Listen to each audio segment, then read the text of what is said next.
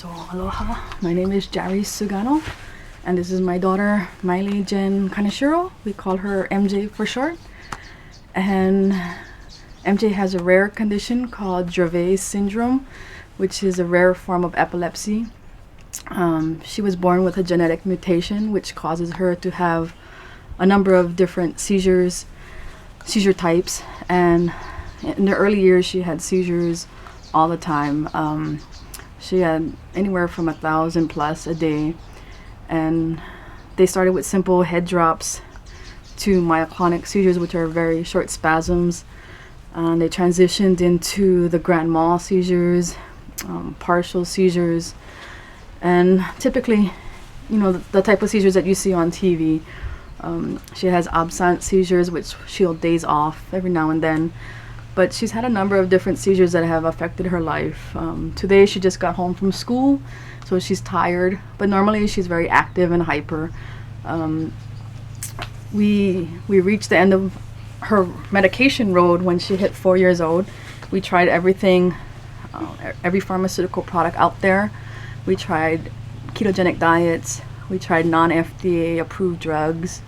We went across the nation to see some of the best epilepsy specialists that there were, and we found that there wasn't much more available to help her in controlling her seizures. So when she was 4, October 2013, we decided to pursue medical marijuana because a lot of her friends and young children who had Dravet syndrome in the mainland had started to pursue this route as a form of treatment for their epilepsy. So we tried everything traditional until she was about 4 years old, and then we reached the end of the road. We did all the special diets, the medications, the combination of medications. We saw some of the best specialists across the nation. We even went back all the way to the dark ages and tried bromides to control her seizures, and nothing really worked. We were always in the hospital, in the ER, in the ICU. So right around that time, I think October 2013, we started seeing some of her friends who also have Dravet syndrome were on the news, CNN and Discovery Channel, and they were using medical marijuana. So at that time, we realized that Hawaii had a medical marijuana program, and it was just a matter of finding a doctor that would verify that she had a condition that would qualify her. And the Hawaii medical marijuana program was written in such a way that minors, including MJ when she was 4 years old, would qualify because she had a qualifying condition such as epilepsy. So that's where we started. October 2013, we went to the legislature to see what we could do in terms of bringing in different types of medical marijuana oils, not understanding that it was a Schedule I substance. And we realized at that point what we needed to do was to start changing the law so that patients like her and others, caregivers, could access not just backyard type of medical marijuana products, but things that were lab tested and strains that we weren't able to acquire unless we found the right person. So that started the whole journey in terms of getting to the Capitol and testifying and putting ourselves out there to see how far we could go in terms of changing the law so that we don't have to continue to manage our lives and manage her plants and finding strains and continuing to do extractions and finding new ways to help her in developing products. We don't want to be just gardeners and pharmaceuticals and nurses and pharmacists. We want to be parents, and we want to spend our time doing that.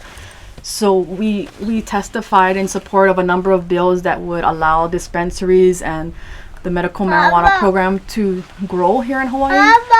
And we never anticipated to be in this role, but we realized that it was such an underrepresented community, and MJ would play a strong role in changing some of the policies that were in place here. So that's how we got to where we are.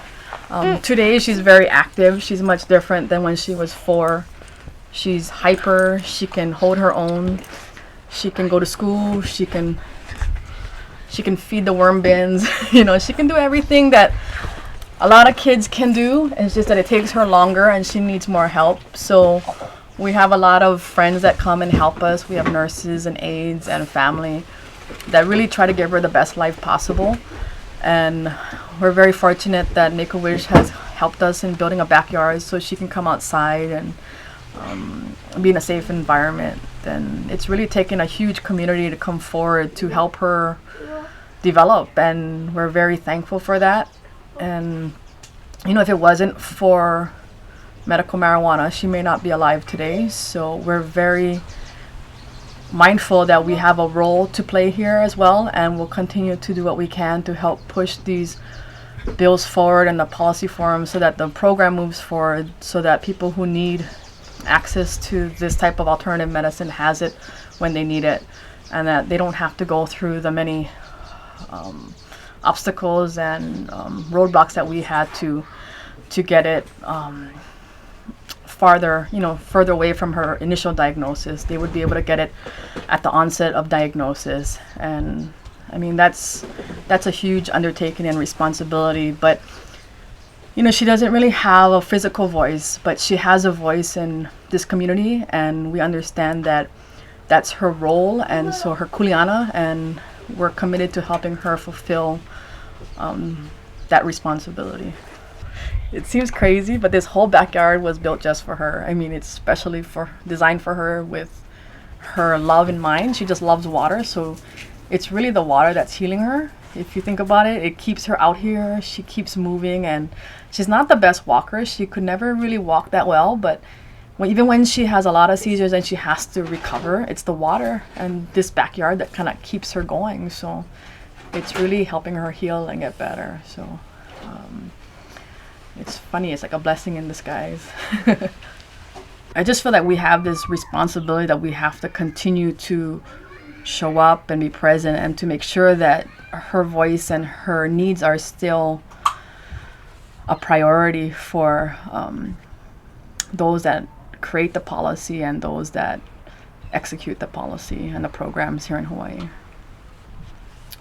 It's just internal or innate that it feels that we still have work to do, and our work isn't completed just because the bills have passed. We still have to show up and be present and ensure that even though she has what she needs and she'll continue to get better, the things that we do now are going to affect more people, and they don't realize it yet, but the work that needs to be done will help move the state forward, and we feel that we still have to be a part of that.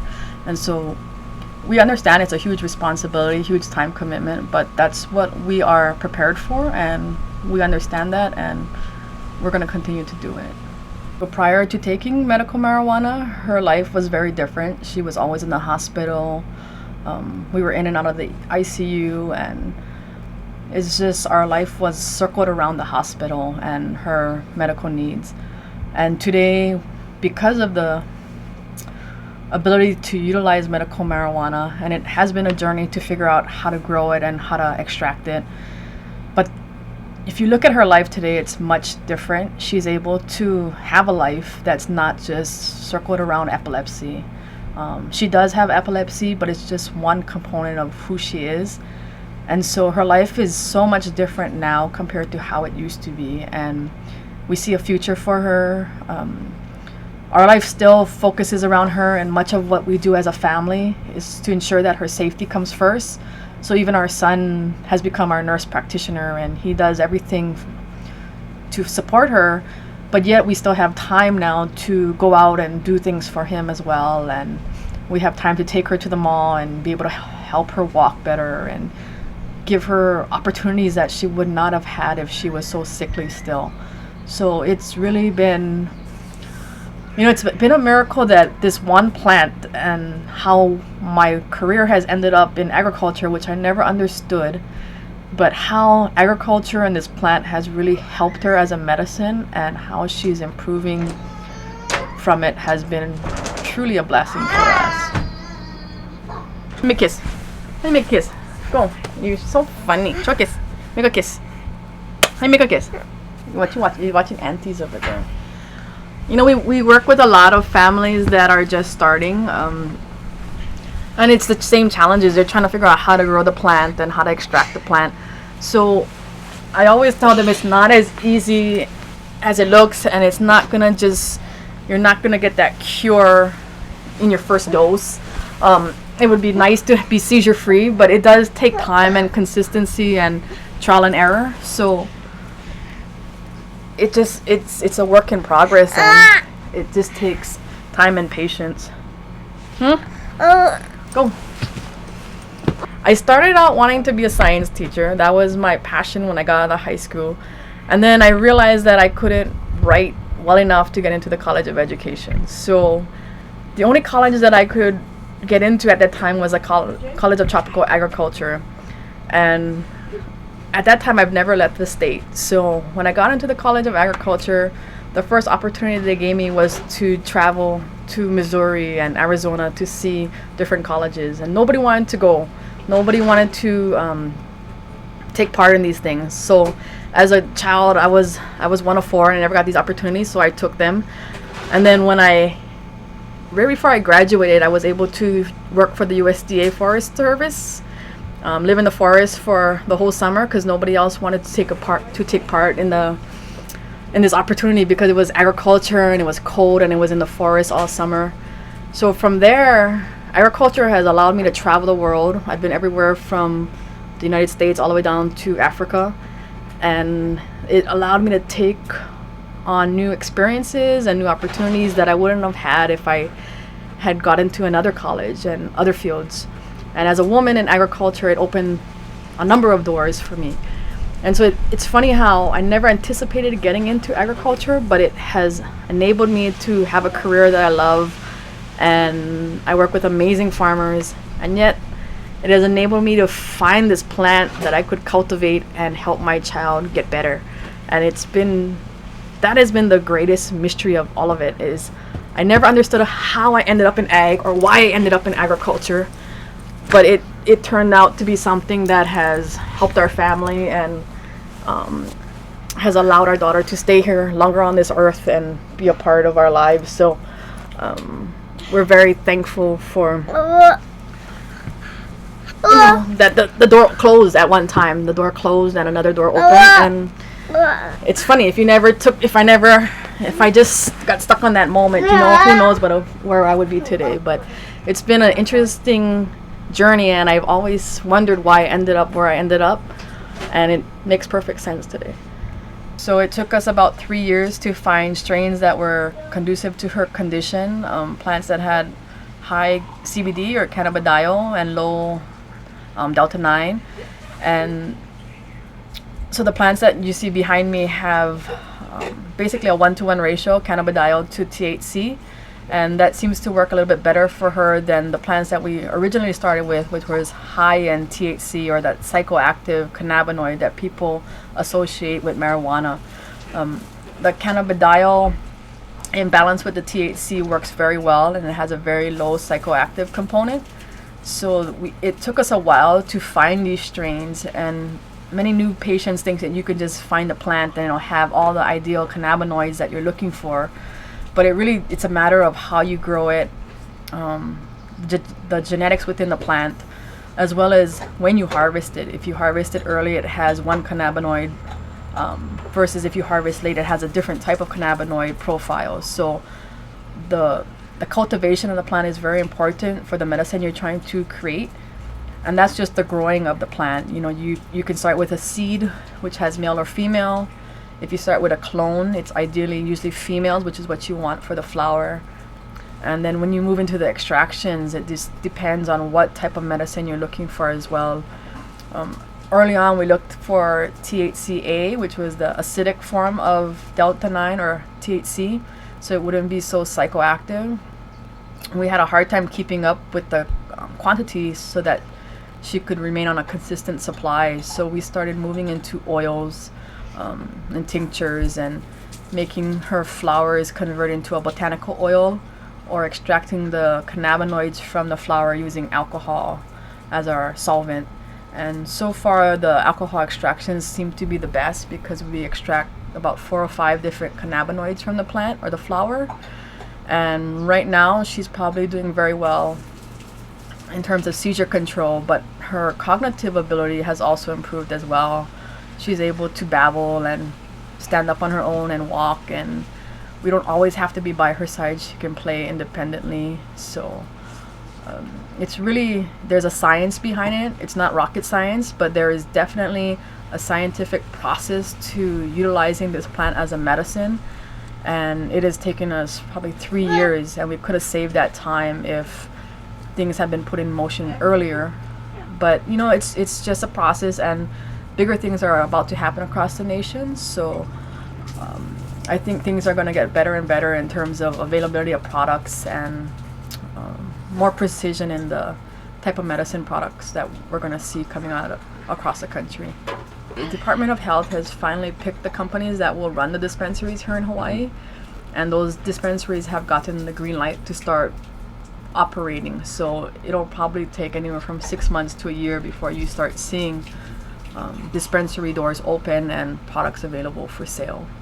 I served on the task force, which was the HB 321 task force that was part of the development of the bill and the law that went through.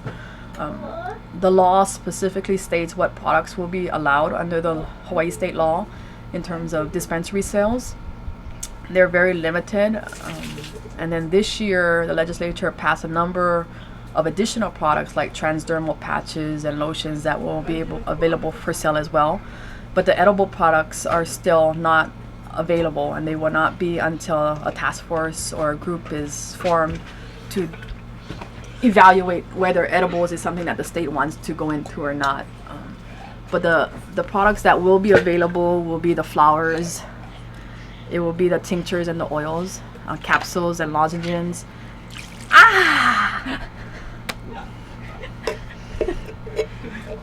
Thank you, MJ.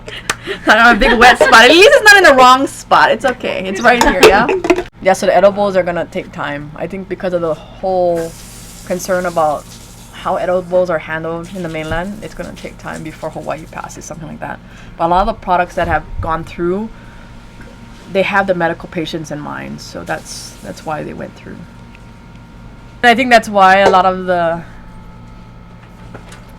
stereotypes were busted this year, because when they saw it was a child and someone like MJ who needed help, I think it changed a lot of people's minds. But you know, it's bigger than MJ for sure. MJ will be fine. We have her plants, we can make her oils, we can make her medicine. She's doing well, she'll be fine. I think it's bigger than her, definitely, because there's a lot of people who don't realize that it's there, it's available.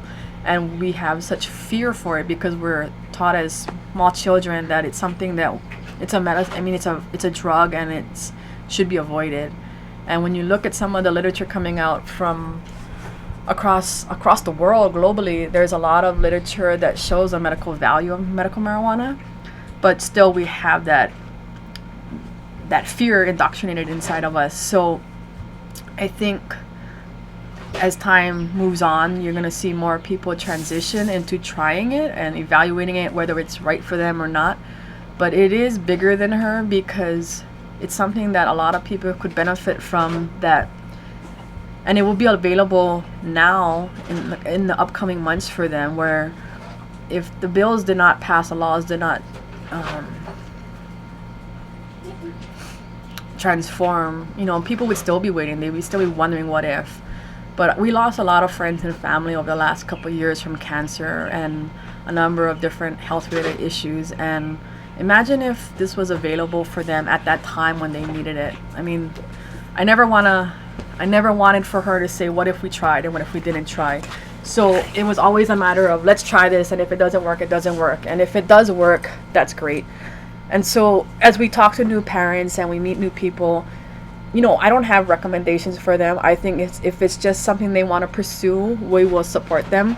But it's something that everybody has to go through, because even for us, I mean, it took us 6 months before we even decided to do it, and I already knew about the program. And we were fearful about what people would think, or if Child Protective Services would get involved. So it's a personal decision, but I believe it's the education and the science of it that's going to help people change their minds and help them in making informed decisions. And that's what it's about. It's about education. Say bye-bye. How you say bye-bye? Say bye-bye. How you say bye-bye? How do you kiss? Bye-bye. Say bye-bye. Bye. Say bye-bye. Bye. Bye.